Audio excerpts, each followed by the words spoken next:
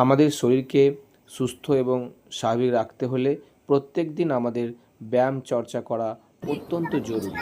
তাই আমরা প্রত্যেক দিন সকালে যদি কিছু সময় বের করে যদি আমরা ব্যায়াম চর্চা করতে পারি, তাহলে আমাদের শরীর এবং মন উভয়ই সুস্থ থাকে। তো প্রথমে যে কোনো আসন বা ব্যায়াম করার আগে আমাদের শরীরকে হালকা আমরা ওয়ার্ম আপ করে নেব, অর্থাৎ শরীরকে একটু রেডি করে নিতে হবে। এবং রেডি করার জন্য আমরা বিভিন্ন রকম এক্সারসাইজ একটু একটু একটু ছুটে নিতে পারি, একটু একটু আমরা যাকে বলা হয় কদমতাল করতে পারি। অর্থাৎ বিভিন্ন রকমভাবে আমরা আমাদের শরীরকে প্রথমে একটু ওয়ার্ম আপ করে নিয়ে তারপরে শরীরের যে ফ্লেক্সিবিলিটি, অর্থাৎ বিভিন্ন ধরনের যে আসন, সে আসনগুলো কিন্তু আমরা করতে পারি। দেখো, এই ভিডিওতে আমি বিভিন্ন রকমের আসনের কিন্তু পোজ আমি কিন্তু করে দেখিয়েছি। এই ধরনের পোজ যদি আমরা ব্যালেন্সিং পোজ হতে পারে, যেমন এই